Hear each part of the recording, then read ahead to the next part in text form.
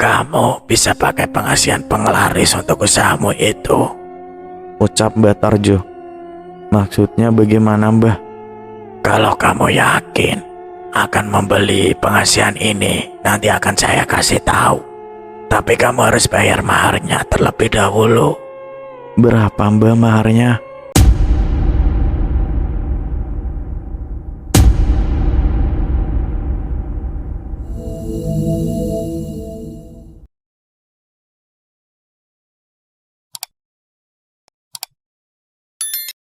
Risma merupakan seorang istri dari Mas Faris.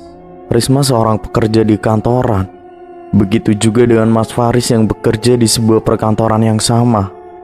Sejak sebelum menikah, mereka berdua sudah bekerja di sana. Sudah sekitar 10 tahun mereka bekerja di kantor tersebut. Waktu masih belum menikah, Mas Faris jatuh cinta kepada Risma pada pandangan yang pertama. Risma juga begitu. Dia sama-sama jatuh cinta dengan Mas Faris pada pandangan pertama. Mereka awalnya saling berkenalan terlebih dahulu. Perkenalan mereka juga tidak sengaja. Kala itu Risma sedang duduk di taman bersama dengan sahabatnya, yaitu Dewi. Sahabatnya yang sama-sama bekerja di kantor tersebut. Kebetulan Mas Faris saat itu sedang lewat depan taman. Dewi yang kenal Mas Faris langsung memanggilnya. Riz, mau kemana? Tanya Dewi. Mau ke kantin, Wi, jawab Mas Faris. Sini dulu bentar, ucap Dewi sembari melambaikan tangan. Mas Faris pun beranjak mendatangi Dewi dan Risma. Risma terlihat canggung dan malu-malu ketika didekati dengan Mas Faris. Hatinya terasa berdebar-debar sangat kencang sekali, seperti mau copot rasanya. Ini ada yang mau kenalan sama kamu, Mas, ucap Dewi. Ih, Dewi apaan sih? Enggak Mas, jawab Risma malu-malu. Pipi Risma pun berubah menjadi merah merona. Namun Faris memberikan tangan kepada Risma untuk berkenalan. Kenalin, aku Faris, kamu siapa? Ucap Mas Faris. Aku Risma, jawab Risma malu-malu.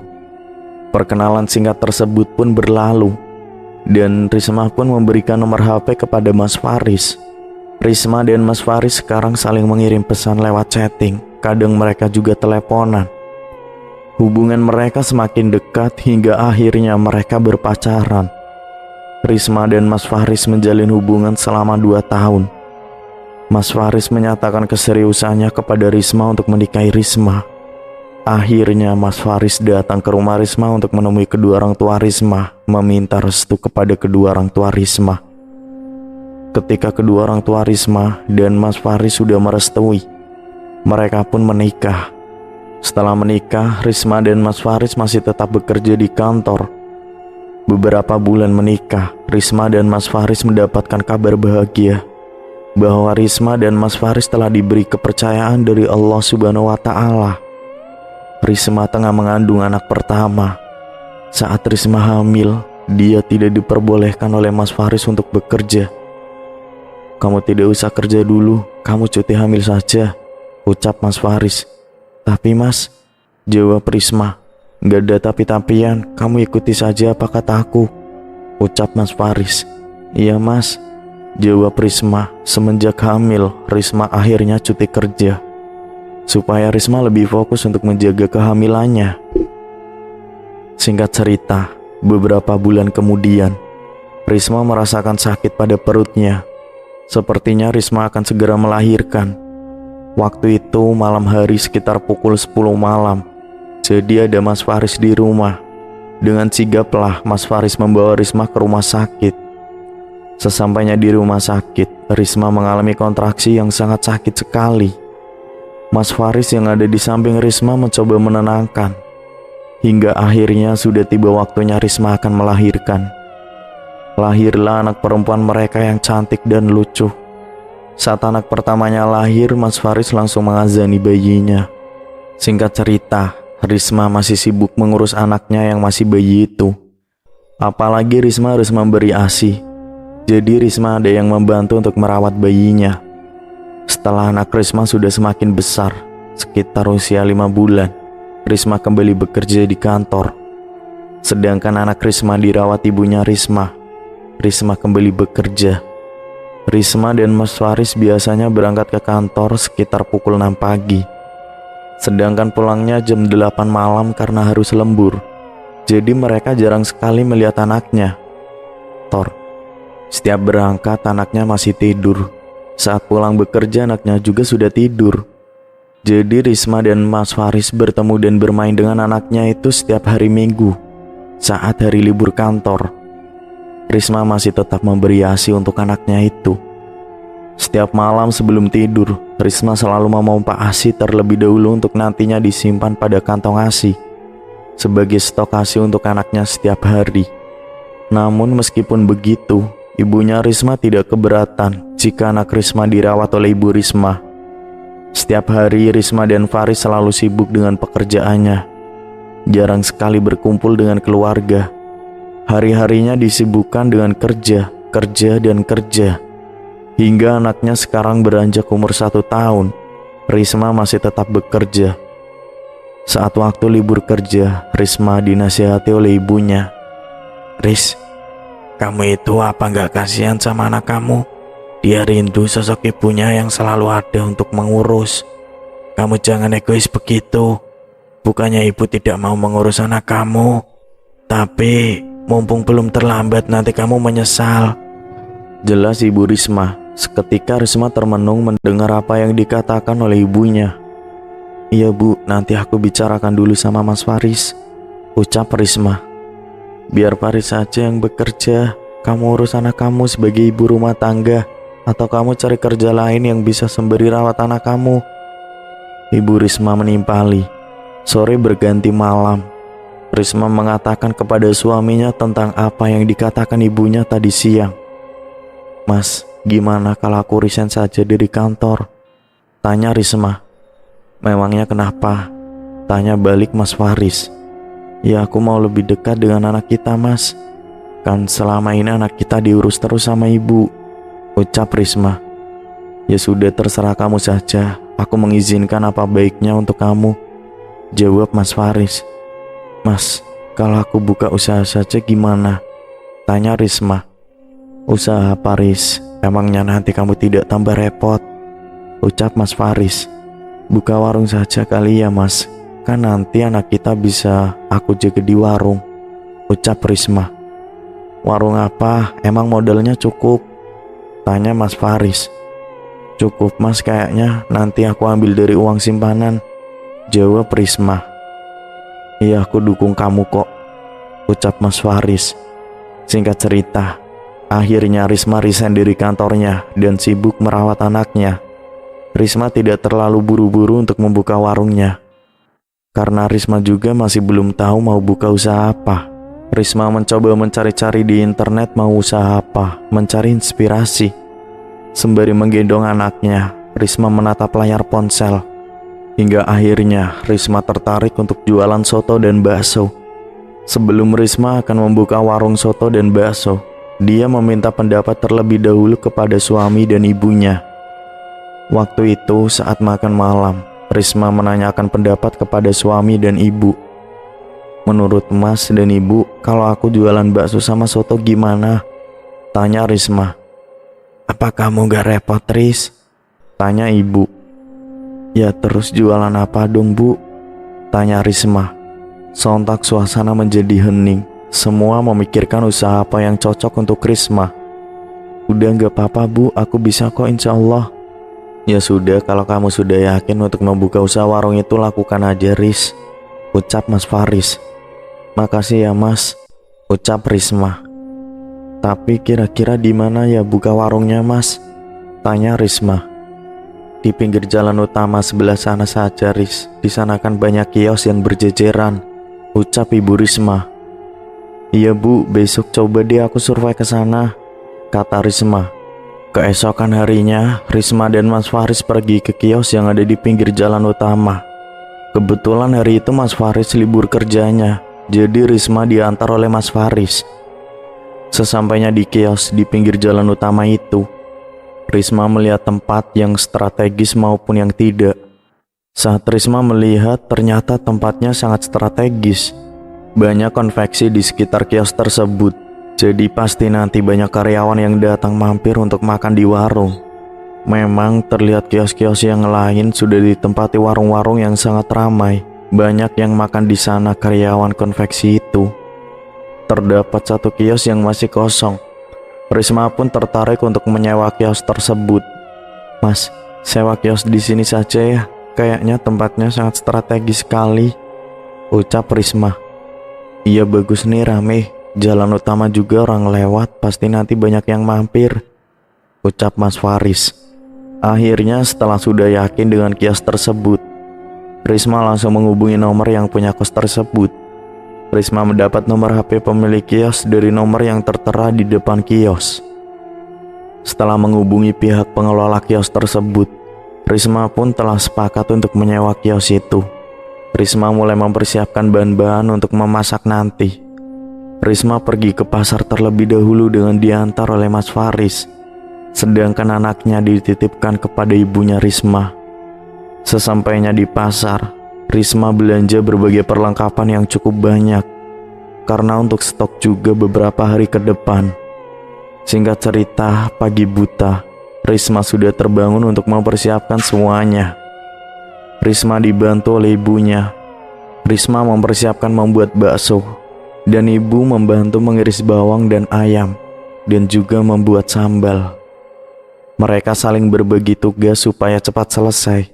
Sekitar pukul 10 pagi, Risma baru mulai berangkat ke kios.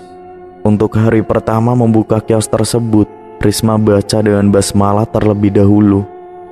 "Bismillahirrahmanirrahim," ucap Risma dengan perlahan-lahan. Risma langsung membuka pintu rolling door. Hari pertama anak Risma yang masih berusia 1 tahun itu diajak oleh Risma. Suaminya pergi ke kantor sedangkan ibunya sibuk beres-beres di rumah. Anak Risma diletakkan pada tempat keranjang bayi yang memang sudah disiapkan dari rumah. Hari pertama, warung Risma terlihat ramai orang yang berdatangan. Dengan sigap Risma melayani para pembelinya. Sedangkan anak Risma terlihat sangat anteng sekali, tidak rewel. Jadi Risma tidak terlalu khawatir dengan anaknya. Apalagi anaknya sudah diberikan susu di dalam dot dan mainan. Risma sempat kewalahan karena baru pertama buka sudah banyak yang datang. "Mbak, pesanan saya mana? Kok belum jadi? Saya sudah lapar nih," teriak salah satu pembeli. "Iya, sabar mas," ucap Risma hingga akhirnya Risma dapat mengatasi para pembeli tersebut. Setelah semuanya sudah dilayani, Risma merasa lega. Risma pun terduduk. Risma kembali sepi lagi karena semua pembeli itu sudah pergi dari warung Risma. Hari pertama buka warung, Risma sangat senang sekali karena warungnya ramai. Akhirnya tambah semangatlah Risma untuk berjualan. "Alhamdulillah, semoga terus laris seperti ini keadaannya," ucap Risma pada diri sendiri. Saat warung sepi, Risma luangkan waktu bermain dengan anaknya. Sore hari terlihat sepi, tidak ada yang datang ke warung. Hingga akhirnya Risma memutuskan untuk pulang saja. Sekitar pukul 3 sore, Risma dan Lili sudah sampai di rumah. "Kau udah pulang, Ris?" tanya Ibu Eni.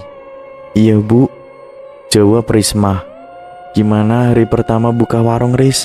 tanya Ibu Eni. "Alhamdulillah ramai sekali, Bu, banyak yang datang, padahal baru buka hari pertama," ucap Risma. "Alhamdulillah kalau begitu, Ris," jawab Ibu Eni. "Bu, ini nitip Lili dulu, aku mandi dulu sebentar," ucap Risma. Lalu Bu Eni menggendong Lili, sedangkan Risma langsung menuju ke kamar mandi. Sekitar pukul 8 malam, suami Risma baru pulang. "Baru pulang, Mas, lembur ya?" tanya Risma. "Iya, tadi lembur, tugasnya banyak sekali," ucap Mas Faris. "Ya sudah, sana kamu mandi pakai air hangat, habis itu istirahat," ucap Risma.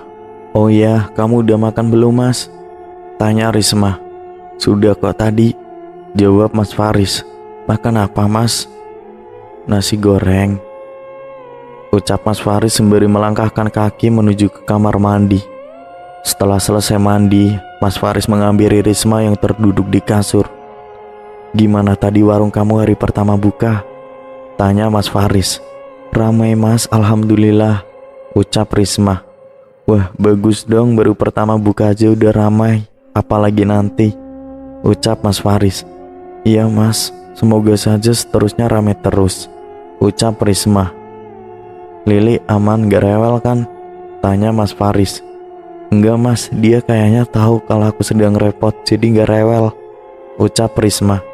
Bagus kalau begitu, jawab Mas Faris.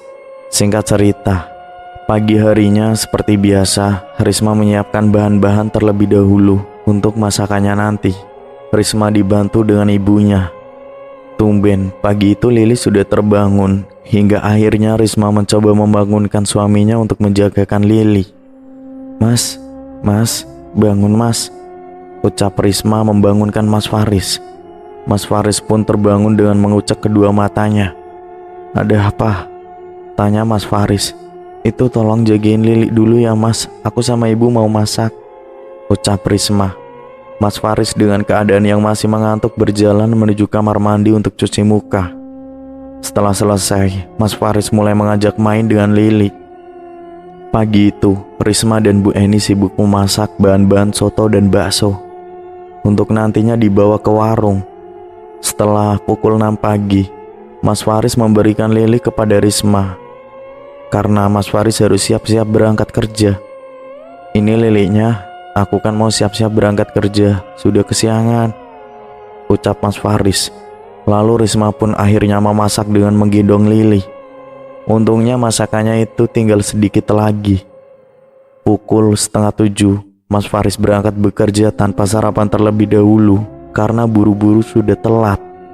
Setelah masakannya sudah selesai semuanya, Risma bersiap-siap mandi untuk berangkat ke kios. Pukul 9 pagi, Risma berangkat ke kios. Dia buka lebih awal dari hari pertama. Risma membuka warungnya, dan Risma pagi itu senang karena baru saja buka. Kiosnya sudah ada 2 orang pembeli yang datang untuk membeli bakso. Mbak, pesan baksonya 2 ya bungkus, ucapnya. Saya juga bakso 2 sama soto 2 ya mbak, timpal pembeli lain. Ya bentar ya, saya siapkan dulu, jawab Risma. Namun setelah itu, siang harinya tiba-tiba saja warungnya Risma terlihat sepi. Tidak seperti hari kemarin, hari pertama buka.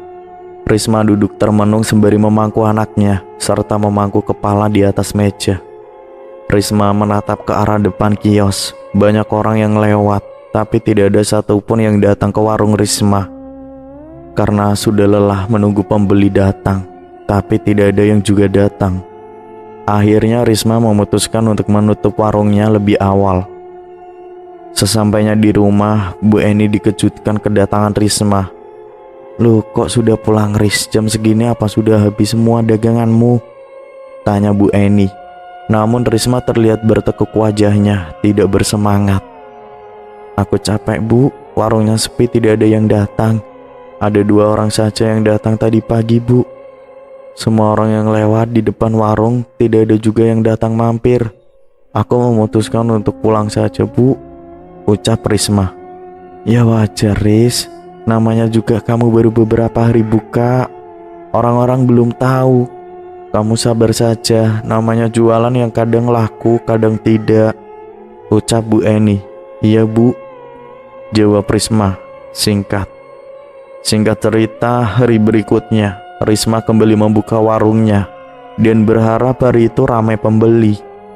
Pagi itu, Risma mulai menata perlengkapan pada etalase gerobak dan juga membersihkan meja-meja pembeli, serta menata sambal, saus, kecap, cuka, tisu, sendok garpu pada meja-meja pembeli.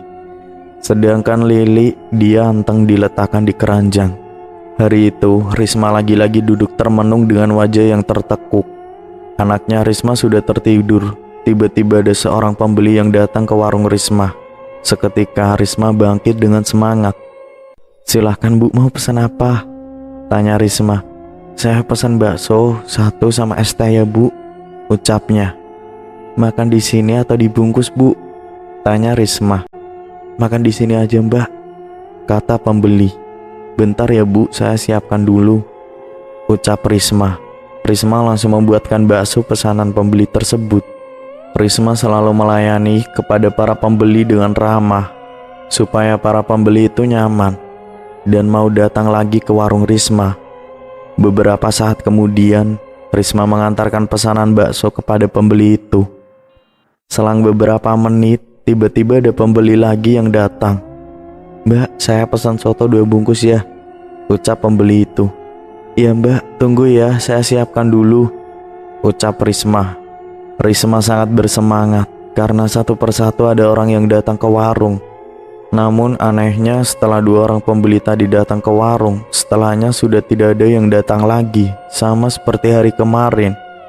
Hanya ada 1-2 orang saja yang datang. Beberapa minggu Risma buka warung masih tetap sepi. Sehari paling banyak Risma paling melayani hanya 5 orang saja yang datang, sehingga membuat Risma selalu termenung memikirkan warungnya yang sepi. Dia tidak bisa seperti ini terus, karena kalau warungnya sepi, Risma bisa saja bangkrut karena modalnya sudah habis dan rugi. Apalagi Risma harus membayar sewa kios yang harganya cukup mahal. Saat Risma sedang duduk termenung di warungnya sembari menopang dagu di atas meja, Risma sempat berpikir buruk dengan warung-warung sebelah. Apa jangan-jangan warung sebelah menggunakan penglaris ya, makanya ramai terus, sedangkan warungku jadi sepi, ucap Risma dalam hati. Hingga akhirnya Risma sempat terfikirkan untuk melakukan hal tersebut. Namun Risma belum tahu tempat seperti itu di mana. Singkat cerita, saat warung Risma terlihat masih sepi, tidak ada pembeli yang datang. Risma sedang menggendong anaknya, tiba-tiba saja ada seorang yang datang ke warung Risma. Risma terlihat sedang melamun dan tatapannya kosong. Tiba-tiba saja ada seseorang yang mengagetkan Risma. Risma sangat mengenali orang tersebut. "Dewi," ucap Risma. "Ngelamun aja Ris, nanti kesurupan loh," ucap Dewi. "Hei Ris, apa kabar?" tanya Dewi. "Baik Wi, ayo duduk sini, kamu mau apa? Aku buatkan dulu," ucap Risma. "Bakso aja deh Ris," kata Dewi. "Ya sudah, bentar aku buatkan dulu ya," ucap Risma. "Sini anakmu biar sama aku aja," timpal Dewi. Lili digendong dengan Dewi, sedangkan Risma membuatkan bakso untuk Dewi. Beberapa saat kemudian, Risma datang menghampiri Dewi. "Ini Wi, silahkan dinikmati," ucap Risma. "Sini liliknya, kamu makan aja dulu," kata Risma. Karena sudah lama tidak pernah bertemu semenjak Risma resign dari kantor, akhirnya mereka temu kangen saling bercengkerama. "Gimana Wi di kantor?" tanya Risma. "Sepi," jawab Dewi singkat. "Kok sepi? Kenapa?" "Kata suami aku malah tugasnya numpuk," ucap Risma. "Sepi gak ada kamu, kan biasanya aku kemana-kemana sama kamu Ris," jawab Dewi. "Sama aku juga sepi dagangannya Wi. Sehari itu cuma 5 orang yang paling banyak yang datang ke sini. Tapi warung-warung sebelah semua ramai, cuma warung aku saja yang sepi Wi," ucap Risma. "Gimana ya Wi, biar warung aku ini ramai terus. Soalnya kan harus mutar modal sama buat bayar sewa kios," ucap Risma. Seketika Dewi terdiam seperti sedang memikirkan sesuatu. "Oh iya Ris, aku tahu waktu itu ada teman aku yang minta diantar ke orang pintar. Dia juga sama ingin usahanya itu laris manis dan ternyata ampuh Ris," ucap Dewi. "Tempatnya di mana Wi? Anterin aku dong ke sana," ucap Risma. "Ya sudah, nanti ya minggu pas libur kantor," jawab Dewi. "Iya Wi, beneran ya kamu mau anterin aku Wi?" tanya Risma. "Tenang aja Ris," jawab Dewi. Dewi ini belum memiliki suami, jadi dia sehari-harinya hanya sibuk dengan bekerja. Singkat cerita, hari libur pun tiba. Risma izin kepada Mas Faris dan ibunya untuk pergi ke rumah temannya. "Mas, Bu, aku titip Lili ya. Aku mau pergi ke rumah temen dulu, ada acara reuni," ucap Risma. "Kamu gak buka warung berarti?" tanya Mas Faris. "Iya Mas, aku capek, libur dulu ya," jawab Risma. "Ya sudah, kamu hati-hati," jawab Mas Faris. Akhirnya Risma bertemu dengan Dewi di salah satu tempat. Mereka sudah janjian terlebih dahulu. Hingga akhirnya mereka menggunakan sepeda motor menuju ke tempat orang pintar tersebut. Perjalanan yang ditempuh menuju ke rumah orang pintar ahli supranatural tersebut sekitar 2 jam. Karena letak rumah ahli supranatural itu berada di pelosok dengan jalanan yang berlika-liku. Di tengah perjalanan, Risma bercerita dengan Dewi untuk memecah keheningan. "Wi, nanti kamu tolong jangan bilang sama Mas Faris ya. Soalnya aku gak bilang sama dia. Aku bilangnya ada reuni sama teman SMA," ucap Risma. "Iya Riz, tenang aja, sama aku pasti aman kok," jawab Dewi. Beberapa jam kemudian akhirnya mereka pun sampai di rumah ahli supranatural. "Kamu yakin ini rumahnya, Wi?" tanya Risma. "Yakinlah Riz, aku kan dulu kesini ngantar teman aku," ucap Dewi. Terlihat rumah yang ukurannya tidak terlalu besar dengan bangunan yang terbuat dari bambu. "Permisi," ucap Dewi dan Risma. Tidak terdengar sahutan dari dalam rumah tersebut. Akhirnya Risma dan Dewi duduk menunggu di depan rumahnya selama beberapa menit. Terlihat seorang kakek tua berusia sekitar 65 tahun datang menghampiri mereka. "Ayo silakan masuk," ucap Batarjo. Akhirnya Dewi dan Risma pun masuk ke dalam rumah Batarjo. Mereka duduk berhadapan dengan Batarjo di atas tikar yang sudah disediakan. "Ada perlu apa kalian datang ke sini?" tanya Batarjo. "Saya memiliki usaha Mbah, tapi usaha saya akhir-akhir ini dari awal buka selalu sepi Mbah. Saya mau warung saya itu laris dan ramai banyak pembeli," jelas Risma. "Kamu bisa pakai pengasihan penglaris untuk usahamu itu," ucap Batarjo. "Maksudnya bagaimana Mbah?" "Kalau kamu yakin akan membeli pengasihan ini, nanti akan saya kasih tahu. Tapi kamu harus bayar maharnya terlebih dahulu." "Berapa Mbah maharnya?" "Kamu bisa bayar 2 juta," ucap Batarjo. "Baik Mbah, ini akan saya bayar sekarang maharnya," ucap Risma sembari mengambil uang yang ada di dalam tasnya. "Ini Mbah uangnya," ucap Risma sembari memberikan uang mahar kepada Batarjo. Lalu Batarjo menyiapkan beberapa sesajen untuk melakukan ritual tersebut. Batarjo menata kembang setaman, kemenyan, jajang tradisional di dalam ruangan khusus ritual. Setelah semua sudah disiapkan, Dewi dan Risma diajak Batarjo masuk ke dalam ruangan tempat ritual. "Ayo ikut saya masuk ke dalam," ucap Batarjo. Kemudian Risma dan Dewi pun mengekor di belakang tubuhnya Batarjo. Di dalam ruangan tersebut terlihat semua interior di dalamnya berwarna hitam semua, serta bau kemenyan, membuat Risma dan Dewi sedikit merinding saat masuk ke dalam ruangan itu. Ada banyak sekali benda-benda keramat di dalam ruangan tempat ritual tersebut. Ada keris yang menempel di dinding, ada juga lukisan kejawen. Risma dan Dewi duduk berhadapan dengan Batarjo. Lalu Batarjo mulai merapalkan mantra di atas kemenyan yang sudah dibakar sebelumnya. Dengan mulut yang terus berkomat kamit, Batarjo membacakan mantranya.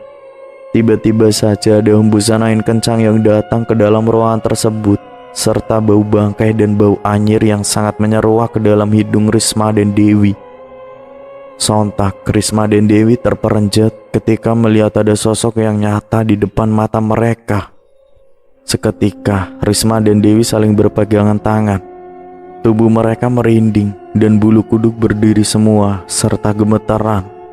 Tidak kuasa melihat sosok yang menyeramkan itu ada di depan mata. "Aku takut Wi," ucap Risma lirih pada Dewi. "Aku juga takut Riz," timpal Dewi lirih.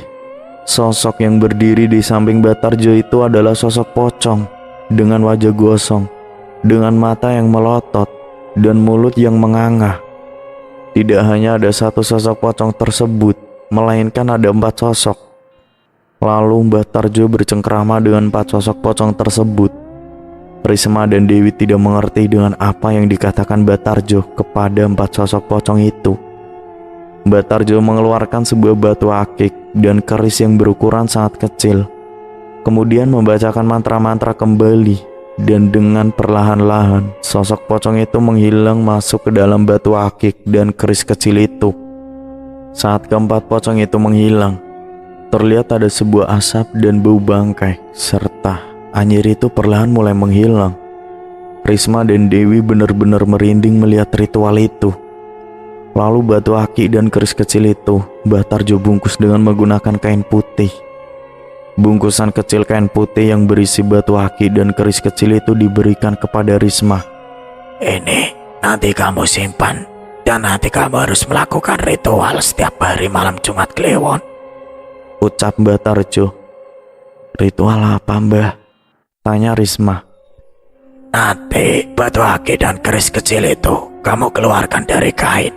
Siapkan air di dalam mangkuk. Lalu batu akik dan keris kecil itu kamu rendam selama 1 jam.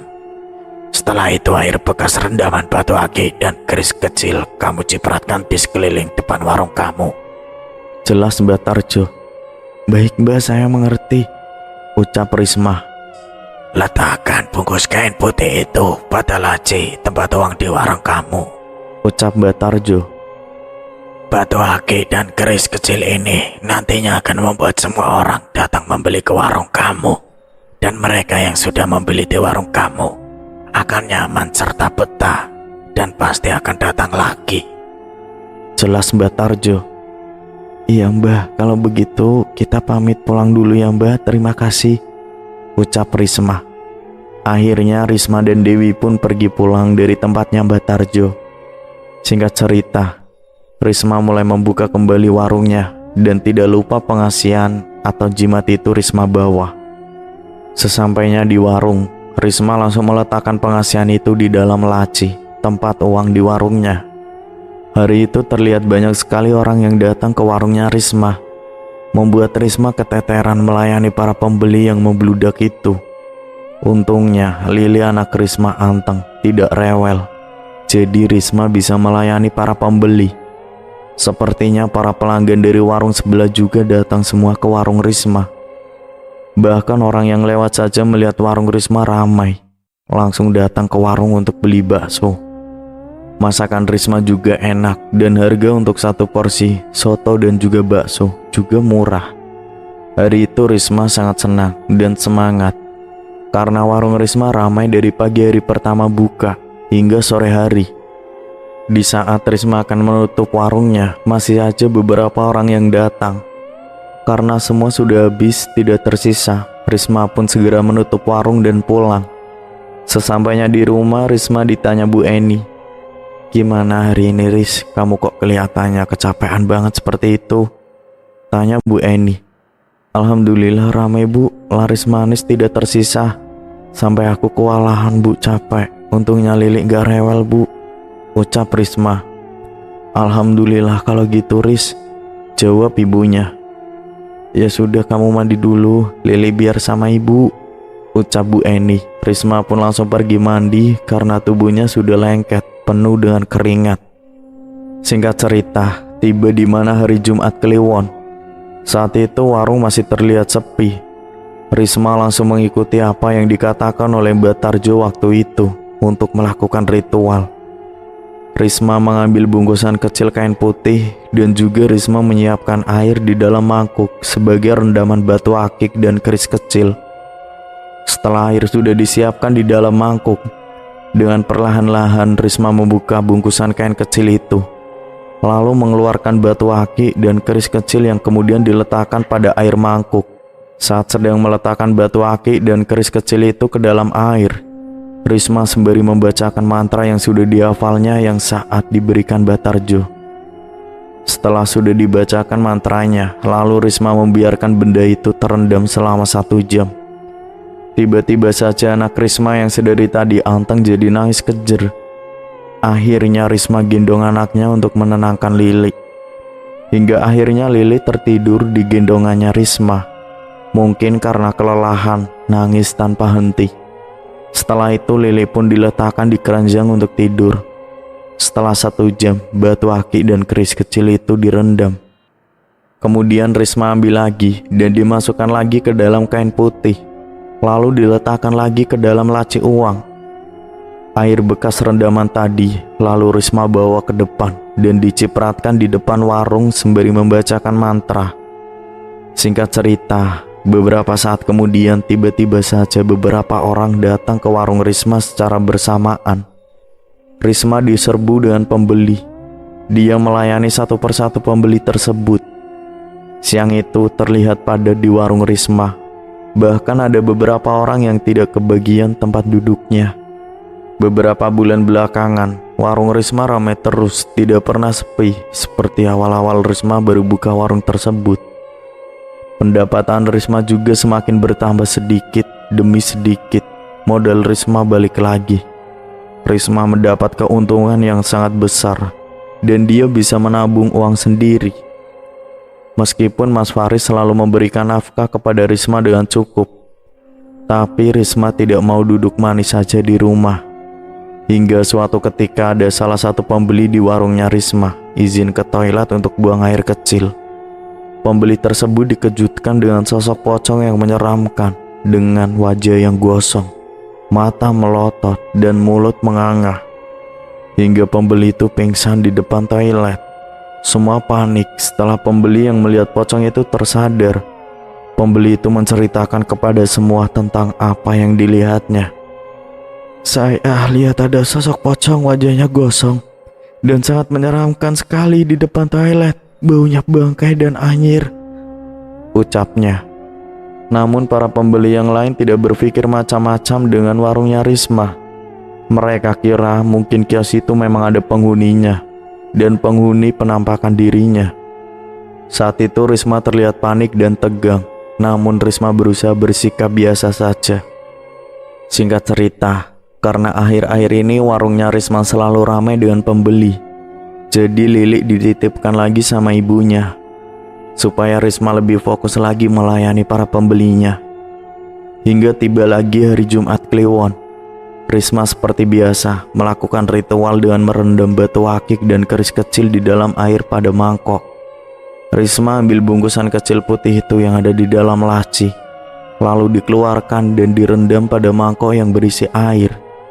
Didiamkan selama 1 jam. Lalu setelah 1 jam, Risma masukkan kembali batu akik dan keris kecil itu ke dalam kain putih. Air bekas rendaman itu langsung Risma cipratkan ke depan warung dengan membacakan mantra. Setelahnya warung Risma kembali ramai. Banyak yang berdatangan ke warungnya untuk makan soto atau bakso. Saat itu, siang hari, pada saat para karyawan konveksi sedang beristirahat makan siang, Risma pun kewalahan melayani para pembeli yang jumlahnya banyak dengan kedua tangannya sendiri. Untungnya para pembeli Risma saat itu sabar semua, mau antri untuk menunggu giliran. Apalagi saat itu anak Risma dititipkan dengan ibunya. Jadi Risma bisa melayani pembeli dengan tenang. Saat itu ada salah satu orang yang memiliki indera keenam dan dapat melihat hal yang tak kasat mata. Wanita tersebut saat itu melihat ada sosok pocong yang berdiri di depan warung Risma. Wanita indigo itu melihat ada 2 sosok pocong dengan wajah gosong berdiri. Setelah melihat sosok pocong itu, dia tidak jadi masuk ke dalam warung. Ada salah satu pembeli lain yang juga menegur. "Kenapa Mbak kok jadi nggak masuk?" tanyanya. "Ya Mbak, warungnya pakai penglaris," jawabnya. "Kok Mbak bisa tahu?" tanya pembeli lain. "Maaf sebelumnya, bukannya mau sombong, tapi saya bisa melihat sosok yang tak kasat mata," jelas wanita itu. "Kalau gitu kita gerebek saja pemilik warung ini ya Mbak," ucapnya. "Tidak usah," jawab Rina, wanita indigo. Rina, wanita indigo tersebut pergi, sedangkan pembeli yang satunya itu tetap masuk dan menanyakan kepada Risma. Mbak, pakai penglaris ya?" ucapnya. "Tidak Mbak jangan nuduh ya," ucap Risma. "Alah, tadi ada pembeli yang melihat kalau di depan warung Mbak ada 2 pocong," ucap Yeni. Sontak para pembeli lain yang ada di dalam warung tersebut mendengar perdebatan. Hingga akhirnya para pembeli itu langsung pergi membayar dan tidak menghabiskan makanannya. Dikarenakan tiba-tiba saja soto dan bakso yang dimakan banyak sekali cacing kecil di dalam mangkuk. Dan semenjak saat itulah warung Risma menjadi sepi. Tidak ada lagi orang atau pembeli yang datang untuk membeli ke warung Risma. Terlihat Risma termenung di dalam warung duduk di kursi dengan tangan yang menopang di dagu. Tiba-tiba pandangan mata Risma menjadi kabur dengan perlahan-lahan membuka kedua mata Risma. Risma melihat ada dua sosok pocong di depan warung. Sosok pocong itu sama persis dengan apa yang Risma lihat pada saat di rumah Batarjo waktu itu. Dengan wajah yang gosong, lebam, kedua matanya yang melotot, dan mulut yang menganga. Sosok pocong itu menatap tajam ke arah Risma. Seketika Risma tercengang dan ketakutan. Saat Risma akan lari ke belakang, tiba-tiba terlihat ada dua sosok pocong yang berdiri di tempat biasanya Risma menyiapkan soto dan bakso. Sosok pocong itu tiba-tiba saja meludahi kuah bakso dan soto Risma. Seketika tubuh Risma saat itu kaku, tidak bisa digerakkan, dan mulutnya seperti terkunci, tidak bisa teriak. Akhirnya Risma pun jatuh ambruk pingsan. Saat Risma pingsan itu tidak ada satu orang pun yang datang ke warung. Kalau ada orang, kan Risma dapat dibantu. Hingga sore hari, Risma tersadar dengan sendirinya. Singkat cerita, setelah kejadian itu, entah kenapa tiba-tiba saja warung Risma jadi sepi sekali. Tidak ada orang yang datang ke warung. Risma terus duduk termenung memangku anaknya. Karena kembali sepi lagi, akhirnya Lili dibawa lagi ke warung sebagai teman Risma supaya tidak kesepian. Entah kenapa, tiba-tiba saja warungnya jadi sepi, tidak seperti sebelumnya. Apa jangan-jangan ilmu pengasihan yang ada di dalam batu aki itu sudah memudar ya? Gumam Risma di dalam hati. Untuk menghilangkan rasa suntuk, Risma bermain dengan Lili. Akhir-akhir ini Risma selalu mendengar dari belakang toiletnya seperti ada orang yang menyalakan keran air. Padahal di warung Risma itu tidak ada siapa-siapa selain Risma dan Lili. Karena penasaran, Risma akhirnya melihat ke toilet dengan membawa Lili. Namun saat Risma lihat ke belakang, tidak ada siapa-siapa di dalam toilet. Bahkan kamar mandi itu terlihat kering lantainya. Kalau ada orang yang mandi atau buang air, pasti lantainya akan basah dengan disiram air. Tapi itu tidak. Tiba-tiba saja Lili yang berada di gendongan Risma menangis histeris seperti ketakutan. Lili membenamkan kepalanya ke tubuhnya Risma. Dia tidak berani untuk melihat ke arah belakang toilet. Dia masih tetap nangis tanpa ada henti-hentinya. Hingga akhirnya Risma bawa Lili ke depan. Dan saat dibawa ke depan, Lili tidak nangis lagi. Karena warung Risma sepi, akhirnya Risma memutuskan untuk pulang saja dan menutup lebih awal. Malam harinya tiba-tiba saja anaknya Risma sakit demam tinggi, hingga tubuhnya kejang-kejang. Risma dan Mas Faris pun panik. Lili terus menangis kejer tidak henti-henti. Malam itu juga, akhirnya Lili dibawa Risma dan Mas Faris ke rumah sakit. Sesampainya di rumah sakit, dokter langsung memeriksa tubuh Lili, dan dokter menyarankan agar Lili dirawat inap di rumah sakit. Risma dan Mas Faris pun menyetujui akan hal itu. Menurut dokter, Lili mengidap sakit demam berdarah. Memang tubuh Lili sekarang terdapat bintik-bintik merah. Sedangkan warung Risma akhir-akhir ini tutup kembali karena Risma harus menjaga Lili di rumah sakit. Mas Faris datang ke rumah sakit pada saat malam hari sepulang dari kantor.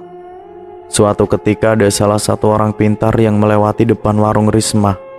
Orang tersebut bernama Pak Ruslan. Pak Ruslan saat itu sedang mau makan ke tempat warung samping Risma. Kebetulan Pak Ruslan ini tetanggaan dengan Risma. Pak Ruslan melihat ada 4 sosok pocong yang berdiri di depan warung Risma. Sosok itu dan wajah yang gosong, mata melotot dan mulut yang menganga menatap tajam ke arah Pak Ruslan. Namun Pak Ruslan mencoba tidak menghiraukan sosok pocong itu. Singkat cerita, beberapa hari kemudian, Lili semakin parah hingga akhirnya Mas Faris memanggil orang pintar untuk mendoakan Lili. Dan Mas Faris memanggil Pak Ruslan, tetangga Risma. Mas Faris pergi ke rumahnya Pak Ruslan yang bertetanggaan. "Assalamualaikum," ucap Mas Faris. Waalaikumsalam. Terdengar sautan salam dari balik pintu. Silakan masuk, Pak. Pinta Pak Ruslan. Mas Faris pun masuk ke dalam rumahnya Pak Ruslan. Ada apa, Pak? Tumben datang ke sini. Tanya Pak Ruslan. Saya mau minta tolong sama Bapak. Anak saya di rumah sakit, Pak. Dia sakit sudah hampir seminggu tidak sembuh juga, ucap Mas Faris. Ya sudah, kita ke sana sekarang juga ya, ucap Pak Ruslan. Pak Ruslan pun tidak keberatan untuk datang ke rumah sakit. Singkat cerita, sesampainya di rumah sakit, kondisi Lili sudah sangat mengenaskan, dengan mata yang melotot dan mulut menganga sama seperti pocong yang ada di warung Risma. Astagfirullah, ucap Pak Ruslan. Ternyata Pak Ruslan melihat ada 4 sosok pocong berdiri mengelilingi ranjang tidur rumah sakit yang Lili tempati. Lalu Pak Ruslan langsung melakukan ruqyah pada Lili. Pak Ruslan membacakan ayat-ayat suci Al-Quran untuk mengusir sosok-sosok pocong yang berdiri mengelilingi Lili. Dengan khusyuk, Pak Ruslan membacakan doa-doa, hingga akhirnya sosok pocong itu sudah pergi. Kemudian Pak Ruslan memegangi kepala Lili dengan terus membacakan doa.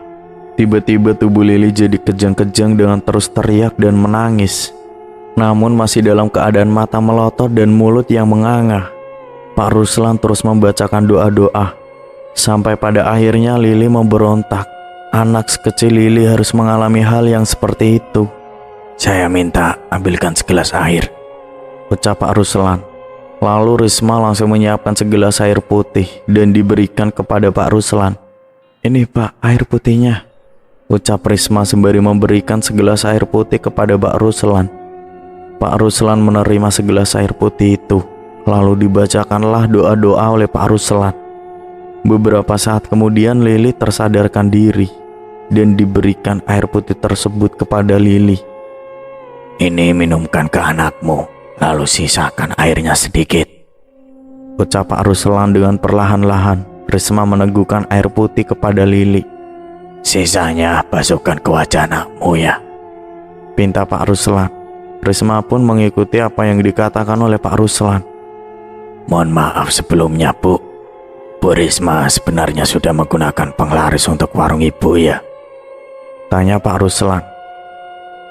Jujur saja, Bu, saya sudah tahu, tambah Pak Ruslan. Iya Pak, jawab Risma terbata-bata. Pak Ruslan pun menggeleng-gelengkan kepalanya. Kenapa kamu begitu, Ris? Selama ini aku tidak tahu kalau kamu melakukan seperti itu, tegas Mas Faris. Maaf Mas, ucap Risma. Sudah, yang terpenting anak kalian sudah sembuh. Saya akan membuat warung kamu bersih kembali dari ilmu hitam. Kamu kembalilah cari rezeki dengan jalan yang benar, Riz, ucap Pak Ruslan. Iya Pak, silakan dibersihkan saja. Saya juga sering melihat sosok pocong akhir-akhir ini, ucap Risma. Itu semua karena kamu tidak melakukan ritual dengan baik. Makanya sosok-sosok pocong itu murka dan mengusik anak kamu dan membuat warung kamu sepi, jelas Pak Ruslan. Singkat cerita, hari itu juga Lili diperbolehkan untuk pulang ke rumah. Hari berikutnya, Risma, Mas Faris, dan Pak Ruslan datang ke warung Risma untuk menghilangkan ilmu gaib yang disimpan Risma. Sesampainya di warung, Pak Ruslan mulai membacakan doa untuk mengusir makhluk yang ada di dalam warungnya. Dan saat diterawang oleh Pak Ruslan, ternyata keempat sosok pocong itu kembali lagi ke warung. Karena tempat sosok pocong itu adalah berada di dalam batu aki dan keris kecil itu. Tolong siapkan air dan garam di baskom, Riz, ucap Pak Ruslan. Risma dengan sigap mengambilkan air di dalam baskom dan diberikan garam yang ada di warung. Pak Ruslan membacakan doa-doa dengan duduk bersemedi. Tiba-tiba saja ketika Pak Ruslan sedang membacakan doa, pintu warung Risma itu tiba-tiba menggebrak kencang dengan sendirinya. Sontak Risma dan Mas Faris terkejut, dan tidak hanya itu, pintu toilet juga buka tutup dengan sendirinya. Peralatan seperti baskom, sendok, panci yang ada di dalam warung itu tiba-tiba saja jatuh berantakan di lantai, padahal tidak ada angin atau apapun. Seketika Risma dan Mas Faris merinding dan ketakutan. Tiba-tiba tercium bau anyir darah dan bau bangkai menyeruak di dalam hidung. Namun Pak Ruslan masih tetap untuk membacakan doa-doa. Dengan kekuatan tenaga dalam, Pak Ruslan melawan sosok pocong itu. Dan pada akhirnya Pak Ruslan yang menang. Dan keempat sosok pocong yang ada di warung Risma itu sudah menghilang. Lalu Pak Ruslan meminta pengasihan atau jimat yang disimpan oleh Risma. Di mana pengasihan itu kamu simpan? Coba bawa ke sini, Riz. Ucap Pak Ruslan. Risma beranjak dari duduknya untuk mengambilkan bungkusan kain putih yang ada di dalam laci uang. Kemudian bungkusan itu diberikan kepada Pak Ruslan. Ini Pak, ucap Risma sembari memberikan bungkusan kain putih kepada Pak Ruslan. Ayo kita ke depan, ucap Pak Ruslan. Akhirnya Risma dan Mas Faris mengikuti Pak Ruslan ke depan warung. Bungkusan kain putih itu ternyata akan dibakar oleh Pak Ruslan.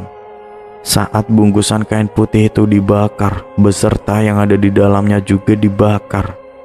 Pak Ruslan terus membacakan doa. Setelah dibakar, batu aki dan keris kecil itu sudah berubah menjadi abu. Sekarang siramkan air garam tadi pada sekitar warungmu, ucap Pak Ruslan kepada Risma, dan Risma tidak mengatakan apa-apa. Dengan segera untuk mengambil air garam di baskom yang sudah didoakan Pak Ruslan, lalu disiram-siramkan sekeliling warung Risma. Setelah itu warung Risma itu sudah bersih lagi seperti semula. Singkat cerita, akhirnya Risma memulai kembali berjualan warung dari awal. Risma sekarang lebih rajin beribadah dengan mendekatkan diri kepada Allah Subhanahu wa Ta'ala. Dan alhamdulillah, seiring dengan berjalannya waktu, warung Risma mulai ramai pembeli yang datang. Rezeki sudah ada yang mengatur, sudah tertakar dan tidak akan tertukar. Berusahalah dan berdoa dengan mendekatkan diri kepada Allah Subhanahu wa Ta'ala. Insya Allah rezeki akan datang dengan sendirinya. Jangan pernah terjerumus ke dalam ilmu hitam yang nantinya hanya akan membuat menderita. Semoga kita bisa ambil sisi baik dan buang sisi buruknya. Saya pamit undur diri. Wassalamualaikum warahmatullahi wabarakatuh.